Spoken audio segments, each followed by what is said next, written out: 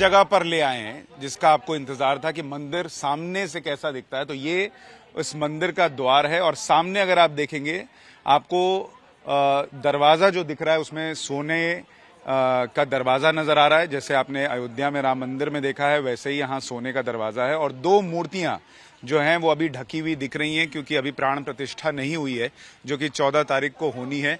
और अगर आप इस हिस्से को देखेंगे थोड़ा सा बाहर के हिस्से को तो ऊपर का हिस्सा जो है वो आपको पिंक मार्बल का दिख रहा है, लेकिन ये नीचे का हिस्सा जो है ये आपको पूरा सफेद नजर आ रहा है।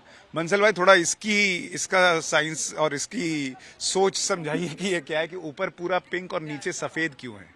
हाँ, इसी तरह से मतलब सामान्य तौर पे जो टाइल्स का फ्लोरिंग और ये सब होता है उसमें मार्बल ज़्यादा प्रिफर्ड किए जाते हैं फ्रॉम द वेदर पर्सपेक्टिव और दूसरे पर्सपेक्टिव से। और अक्षरधाम में भी इस तरह से आप देखेंगे जो गांधीनगर अक्षरधाम का निर्माण हुआ था और दिल्ली के अक्षरधाम में भी, तो बाहरी जो दीवार है मंडोवर और ये शिखर उसमें आप राजस्थान के जो गुलाबी पत्थर है पिंक सैंडस्टोन उसका उपयोग किया गया है। और अगर आप देखेंगे इस मंदिर में जैसे ही आप आएंगे ये 10 सीढ़ियां हैं जिनको आप चढ़ते हैं, 5 फिर 5 सीढ़ी और यहाँ पर शीशे का दरवाजा लगा हुआ है जो कि ऑटोमेटिक डोर लगा हुआ है। तो जैसे ही आप पहुंचेंगे ये पूरा हिस्सा जो है वो शीशे के दरवाजे से ढका हुआ है। अब मैं आपको एक चीज और दिखाना चाहता हूं जो आपको थोड़ा ये समझाएगी कि किस तरह से यहाँ पर पूरा काम हुआ है और उसके पीछे क्या मेहनत रही है। अगर मैं आपको थोड़ा सा समझाऊं, गोपाल अगर आप थोड़ा इधर बाईं तरफ अगर दिखाएंगे, ये पूरा अगर आप इस मंदिर को बीच में देखें और उधर देखेंगे तो आपको पूरा रेगिस्तान का हिस्सा नजर आता है।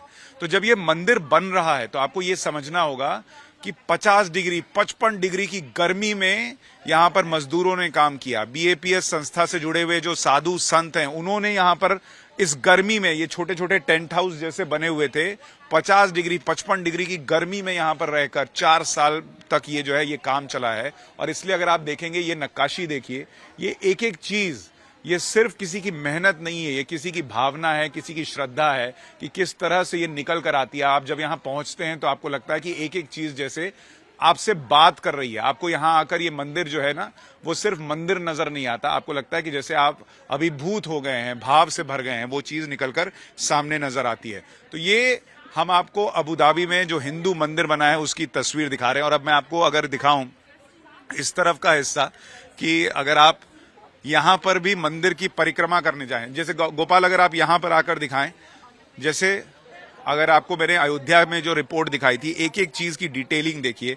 यहाँ पर नीचे आप देखेंगे आपको मोर नजर आ रहे हैं और ऊपर आप देखेंगे तो आपको ऊंट और मरुस्थल नजर आ रहा है। तो जिस हारमनी की हम बात करते हैं, अगर आप, मुझे नहीं लगता कि रेगिस्तान में मोर होता है। तो ये हिस्सा जो है वो आपको भारतीय संस्कृति को दिखा रहा है। इधर आपको ऊपर रेगिस्तान और ऊंट दिख रहा है। यहाँ आप देखिए, यहाँ आपको जो है ये आपको बीएपीएस संस्था से जुड़े हुए लोग और ये शेख भी नजर आ रहे हैं। जरा बताइए। 2019 में जब शिलान्यास समारोह हुआ ये मंदिर का, तो उस समय जो संयुक्त अरब अमीरात के जो शेख थे महंत स्वामी महाराज, उन सबकी उपस्थिति में ये शिलान्यास हुआ। तो हारमनी को यहाँ पे नक्काशी के द्वारा बताया गया है।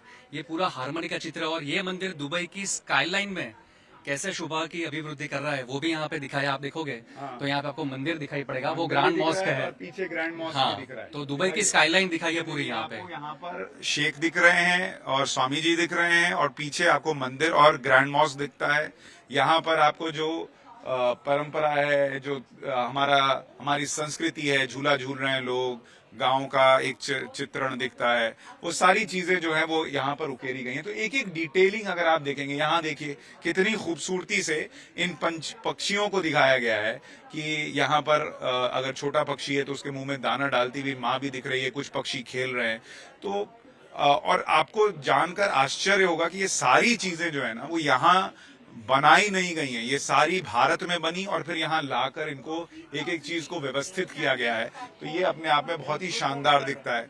अगर इस तरफ आप आ जाएं, ये देखिए यहाँ पर आप जैसे खड़े होंगे, ये आपको हम दिखा रहे थे जो 7 पिलर, उनमें से एक पिलर यहाँ पर आपको नजर आ रहा है। और ऊपर देखिए, ऊपर घंटियां लगी हुई हैं, ऊपर आपको पताका नजर आ रही है, कलश नजर आ रहा है। ये नागर शैली में बने हुए मंदिरों की पहचान होती है कि पिलर है, पताका है, घंटियां हैं, कलश है, ये सब नागर शैली में बने हुए मंदिरों की पहचान है। और यहाँ पर अगर आप देखेंगे तो यहाँ पर आपको भगवान के अलग अलग रूप जो हैं वो नजर आ रहे हैं. Okay. Okay. राम शिखर हैं. हर एक शिखर में जो भी हमारे अवतार हैं उनका जीवन और कार्य यहाँ पे नक्काशी में देखने को मिलेगा. जैसे भगवान राम के शिखर के आसपास रामायण को दिखाया गया है. भगवान शिव का जो शिखर है उसके आसपास शिव पुराण और 12 ज्योतिर्लिंगों को दिखाया गया है. उसी तरह से जगन्नाथ जी का जो शिखर है उसमें रथ यात्रा पूरी दिखाई गई है. जैसे आप देखोगे यहाँ पे भगवान श्री राम, सीता जी, लक्ष्मण जी, ये देखिए श्री राम जी, लक्ष्मण जी, सीता जी. हाँ वो पूरी यहाँ पे कथा जैसे वो जा रहे हैं. यहाँ पे महल है अयोध्या का, उसी तरह से पूरी नक्काशी यहाँ रामायण के दर्शन होंगे राम शिखर में. क्या बात है. तो पूरी मेहनत और सबसे बड़ा संदेश जो हारमनी का दिया गया है, जिसकी हम बात कर रहे हैं,